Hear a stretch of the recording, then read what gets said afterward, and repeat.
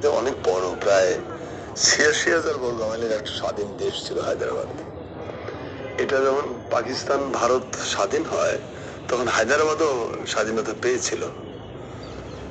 সেই দেশটাকে ২ বছরের মাথায় ইন্ডিয়ানরা দেশে দখল করে নেয় এবং প্রায় ৬ দিন মরণপণ লড়াই হয়েছিল, হাজার হাজার লোক মারা গেছিল। এটা পৃথিবী সেই সময় হায়দ্রাবাদ এমন একটা দেশ ছিল যা জাতিসংঘে তাদের প্রতিনিধি ছিল, পৃথিবীর প্রচুর দেশে তাদের দূতাবাস ছিল, তাদের নৌবাহিনী, বিমান বাহিনী, সেনাবাহিনী, সুপ্রিম কোর্ট, টাকশাল, এভরিথিং। একটা স্বয়ংসম্পূর্ণ দেশ ছিল হায়দ্রাবাদ। তো সেই দেশটা ভারত দখল করে নিল। দখল করে নিয়ে এমন ভাবে হায়দ্রাবাদকে টুকরো টুকরো করলো যে হায়দ্রাবাদ বলতে এখন শুধু একটা শহর আছে, আর কিচ্ছু নেই। এর একটা অংশ তেলেঙ্গানা দিয়ে দিছে, একটা অংশ অন্ধ্রকে দিয়ে দিছে, একটা অংশ দিয়ে দিছে মহারাষ্ট্রকে, এরকম নানান ভাবে কেটে কুচি কুচি করেছে। হায়দ্রাবাদ বলতে এখন শুধু একটা শহর। তো এই হায়দ্রাবাদ নিয়ে একটা কৌতূহল আমার মধ্যে ছিল যে একটা স্বাধীন দেশ কিভাবে ৬ দিনের যুদ্ধে একটা দেশ দখল করে নিলেন। জাতিসংঘের কাছে যখন হায়দ্রাবাদের প্রতিনিধি বলতেছে যে আমার যুদ্ধবিরতি দিয়ে দেন, জাতিসংঘকে বলছে, তখন পরাশক্তিগুলো জাতিসংঘকে যেটা বলেছিল সেটা হলো যে এটা নিয়ে একটা আলোচনা করতে হবে। নিরাপত্তা পরিষদ অধিবেশন ২০ তারিখে দেওয়া হলো, এমন ভাবে টেকনোলজির মধ্যে ইন্ডিয়া যাতে কাজটা কমপ্লিট করতে পারে, এবং তাই ১৮ তারিখের মধ্যে হায়দ্রাবাদে ফল করলো এবং তারপরে তো আর কিছুই থাকলো না।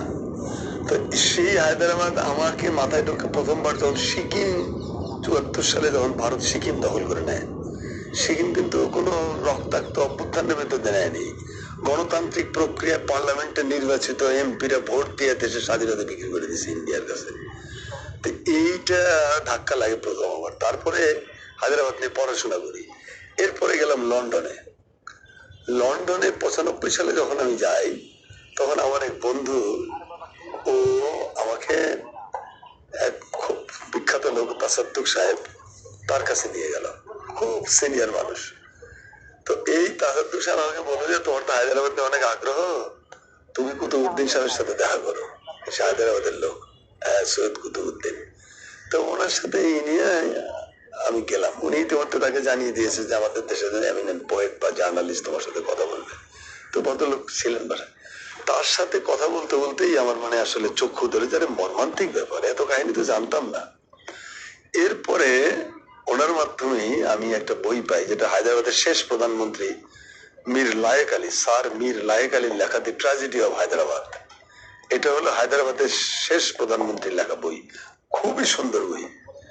অনুপুঙ্খ বর্ণনা আছে কি ঘটেছে, কি ঘটেছিল, কিভাবে ভারত এটা কি এলো। তো এইগুলো আমার মধ্যে কাজ করেছে এবং আমি যখন দেশে ফিরলাম তখন আমি এই ট্র্যাজেডি অফ হায়দ্রাবাদটা পড়ে ফেলেছি ততদিনে। দেখি যে আশ্চর্য ব্যাপার, হায়দ্রাবাদ ট্র্যাজেডিকে, হায়দ্রাবাদকে যেভাবে ভারত গ্রাস করেছে একই প্রক্রিয়া বাংলাদেশে চলতেছে। এখানে সেম প্রক্রিয়া। একটা স্বাধীন দেশ কিভাবে ধ্বংস হয়, তার জন্য কিভাবে বুদ্ধিজীবীদের লেলিয়ে দিতে হয়, কিভাবে সংস্কৃতি কর্মীদের লেলিয়ে দিতে হয়, কিভাবে মানে রাজনৈতিক দল কিনতে হয়, কিনে তাদের দ্বারা গন্ডগোল পাকাতে হয়। এই যে সংখ্যালঘু কার্ড, সংখ্যালঘু কার্ড ভারত প্রথম খেলে হায়দ্রাবাদে। এই সংখ্যালঘু কার্ড কেন ব্যবহৃত হয়, এরকম নানান কিছু দেখি যে বাংলাদেশের সাথে অক্ষর অক্ষর অক্ষর মিলে যায়। এই বিষয়টা আমার মনে হলো যে আমার দেশের মানুষকে জ্ঞাত করানো দরকার যে অ্যাকচুয়ালি হায়দ্রাবাদ থেকে শিক্ষা নিতে হবে। সিকিম তো এক ধরনের শিক্ষা দিয়েছে আমার, যে পার্লামেন্টের এমপিরা দেশের স্বাধীনতা বিক্রি করে দিতে পারে, এটা একটা প্রক্রিয়া। আরেকটা প্রক্রিয়া হলো সে হায়দ্রাবাদ যেভাবে দখল করেছে। হায়দ্রাবাদে ভারত আর্মি মুভ করার আগে হায়দ্রাবাদের কালচারাল মাঠ দখল করে ফেলেছিল, হায়দ্রাবাদের ইন্টেলেকচুয়ালদের সব কিনে ফেলছিল ইন্ডিয়া, হায়দ্রাবাদের পলিটিক্যাল পার্টিগুলোর মধ্যে ছিন্ন ভিন্ন করে দিয়েছিল, অনৈক্য মানে ভাতৃবিদ্বেষ হিংসা ছড়াই দিছিল। এইভাবে বাংলাদেশও তাই হচ্ছে। এইটা আমাকে মনে হয় আমার দেশের মানুষকে জ্ঞাত করানো দরকার। এই জ্ঞাত করানোর অভিলাষ থেকেই, আকাঙ্ক্ষা থেকেই আমার এই বইটা রচনা। অনুসন্ধান করতে গেলেন, লিখতে গেলেন, কি কি বিষয় আপনাকে খুব বেশি মানে অবাক করেছে, আপনাকে আপনার হৃদয়ে রক্তক্ষরণ করেছে? অনেক কিছু, যেমন যে নৃশংস গণহত্যা ভারত চালিয়েছিল হায়দ্রাবাদে, সেটা রোমহর্ষক। হাজার হাজার মানুষকে হত্যা করেছে। যেমন সৈয়দ কুতুবউদ্দিন সাহেবের যে ইন্টারভিউতে বইটা শুরু হয়েছে, সৈয়দ কুতুবউদ্দিন সাহেব তখন কেবল মানে জীবনে বিয়ে করেছেন কিছুদিন আগে। বিয়ে করার পরে তার ওয়াইফ ছিল সম্ভবত উকিল, ল পাশ করেছে ওসমানিয়া বিশ্ববিদ্যালয় থেকে। তো সেই মেয়ের সাথে তার বিয়ে হলো। বিয়ে হওয়ার পরেই ভারতীয় আগ্রাসন শুরু হলো। এই আগ্রাসনে তিনি ভারতের বিরুদ্ধে যুদ্ধে অংশগ্রহণ করলেন। হায়দ্রাবাদের দু রকমের সেনাবাহিনী ছিল, একটা হলো রাষ্ট্রীয় সেনাবাহিনী, আরেকটা ছিল মিলিশিয়া। এই মিলিশিয়া ছিল এই এই রাজাকার শব্দটা কিন্তু হায়দ্রাবাদ থেকে আসছে। হায়দ্রাবাদের এই মিলিশিয়া বাহিনীর নাম ছিল রাজাকার বাহিনী। আমরা বলি রাজাকার, আসলে রেজাকার শব্দটা আর কি। এই রেজাকার মানে হলো সাহায্যকারী, সহায়তাকারী, স্বেচ্ছাসেবী। তো এই রেজাকার বাহিনীর চিফ ছিলেন কাশেম রিজভি। কাশেম রিজভি খুব পপুলার জননেতা ছিলেন হায়দ্রাবাদের। তো কাশেম রিজভির এই রেজাকার বাহিনীর সাথে যুক্ত হয়ে তিনি মাতৃভূমির স্বাধীনতা রক্ষার পরাণপণ লড়াই করেন। তারপরে উনি হয়ে যান, মানে উইন্ডেড হন, মানে গোলাগুলিতে লেগে ক্ষত বিক্ষত হয়ে যান। এরপরে তখন তিনি আবিষ্কার করেন, তখন উনি জেলখানায়, মানে হাসপাতালে কেটেছে তার মাসাধিক কাল। তারপর তাকে জেলে শিফট করছে। তারপর মামলা শুরু হলো, রাষ্ট্রদ্রোহিতার মামলা। নিজের মাতৃভূমি স্বাধীনতা রক্ষার জন্য তিনি যুদ্ধ করলেন, এখন ভারত রাষ্ট্রের বিরুদ্ধে ষড়যন্ত্র করেছেন, অতএব তার বিচার হবে। যাই হোক, এইখান থেকে বহুদিন পরে ছাড়া পেলেন। ছাড়া পেয়ে তিনি যখন বাইরে ফিরলেন, দেখে যে সেই এলাকাগুলো ছাই হয়ে গেছে, সব কোথাও কেউ নাই। মানে পুরো হায়দ্রাবাদকে একেবারে গাজায় পরিণত করেছিল ইন্ডিয়ানরা। বোম্বিং করে, শেলিং করে হায়দ্রাবাদের 12টা বাজিয়ে দিয়েছিল এবং পুরো হায়দ্রাবাদের নির্বিচারে জেনোসাইড চালিয়েছিল ইন্ডিয়া। তো উনি নিজের বাড়িতে এসে থেকে বাড়ি ঘরের কোনো চিহ্ন নাই, তার বাবা মা ভাই বোন সব মেরে ফেলেছে ইন্ডিয়ানরা। তো তিনি খুঁজতে থাকলেন তার ওয়াইফ কালো করে, কেউ বলতে পারে না। এগুলো আমাকে টাচ করেছিল। তারপরে শারমিন লায়েক আলীর লেখা এত মর্মস্পর্শী কিছু প্রসঙ্গ আছে যেগুলো হৃদয়কে নাড়া দিয়ে যায়। এইগুলো আমাকে গভীরভাবে আলোড়িত করেছিল যে যদি একটা দেশের স্বাধীনতা হারিয়ে যায়, তার মান মর্যাদা থাকে না। যেমন গত 15 বছর ধরেন, গতকাল পরশুদিন একটা ঘটনা ঘটেছে মৌলভীবাজারের জুড়ি উপজেলায়। সেখানে একটা মেয়েকে, 13 বছরের একটা বাচ্চা মেয়েকে, স্কুলের ছাত্রী, 6 and 7 পড়ে, তাকে ইন্ডিয়ান আর্মি বিএসএফ গুলি করে মেরেছে। গত 15 বছর ধরে এমন কোন দিন নেই যে বাংলাদেশের সীমান্তে ইন্ডিয়ান বিএসএফ বাংলাদেশের নাগরিকদের মারে না, পাখির মতো হত্যা করে। এখন অজুহাত দেয় কি বর্ডার ক্রস করেছিল, অজুহাত দেয় কি গরু চোরাচালান করতেছিল। যে এইবার যে মেয়েটাকে হত্যা করলো, দেখেন বাংলাদেশ সরকারের টোনটা দেখেন, বলছে এরকম জঘন্য কাজ উইদাউট ট্রায়াল তোমরা করতে পারো না। 75 সালে দুই পক্ষের যে সীমান্ত চুক্তি, সেই সীমান্ত চুক্তির গুরুতর লঙ্ঘন এটা। উইদাউট ট্রায়াল তুমি মারতেই পারো না কাউকে। এটা এরকম কাজ যাতে না হয়, এবং যারা করেছে এটা তাদের উপযুক্ত বিচার দাবি করেছে বাংলাদেশ গভর্নমেন্ট। এই মুরাদ কি গত 15 বছরের সরকারের ছিল? তারা তো প্রভুর খুশি করার জন্য, প্রভুর তুষ্টির জন্য, প্রভুর কৃপার জন্য এহেন কোনো অপকর্ম নেই মাতৃভূমির বিরুদ্ধে যারা তারা করেনি। তো এগুলো হলো আমাদের মানে জাগরণের নতুন যে রেভলিউশনটা হয়েছে, সেই রেভলিউশনের ভেতর দেখলে আমরা অর্জন করেছি 54টা আন্তর্জাতিক নদী। আমাদের 54টা আন্তর্জাতিক নদীর প্রত্যেকটিতে ভারত বাদ দিয়েছে, শুকিয়ে ড্রাই করে ফেলানোর জন্য যা যা দরকার সব করেছে। এবং শুষ্ক মৌসুমে পানি বন্ধ করে, বর্ষার সময় দরজা জানালা সব খুলে দেয়, শুষ্কের সময় আপনাকে শুকিয়ে মারে, বর্ষা মৌসুমে আপনাকে ডুবিয়ে মারে। এগুলো ভদ্রতা? এর নাম বন্ধুত্ব? বাংলাদেশের ভেতর দিয়ে এহেন যা চাইছে তাই পেয়েছে। বাংলাদেশের সেরা ভালো অবস্থা। আপনার বাড়ির ভেতর দিয়ে আপনি প্রতিবেশীকে বা পাশের বাড়ির লোককে যাতায়াত করার রাস্তা দেবেন? আমাদের কিন্তু ছিন্ন ভিন্ন অবস্থা। এই যে রিভার, নদী ধ্বংস, এই নদী ধ্বংসের ভেতর দিয়ে কি হয়েছে, আমাদের জমি ড্রাই হয়ে গেছে, উর্বরতা কমে গেছে, ইকোলজিক্যাল ইকোলজিক্যাল যে ব্যালেন্স সেগুলো নষ্ট হয়েছে, সুন্দরবন ধ্বংস হয়ে গেছে। সুন্দরবন ধ্বংস করার জন্য ওখানে রামপাল তাপ বিদ্যুৎ কেন্দ্র বানিয়েছে কয়লা ভিত্তিক, যাতে ওখানে এই ইকোলজিক্যাল ব্যালেন্স আরো ধ্বংস হয়। অর্থাৎ ভবিষ্যতে যেন সুন্দরবন নামে বাংলাদেশের যে পার্টটা ছিল যেন না থাকে, থাকবে শুধু ইন্ডিয়ান সুন্দরবন। ওটা দেখার জন্য টুরিস্টরা আসবে। এই যে অন্যায়গুলো, এগুলো দিনের পর দিন হয়েছে।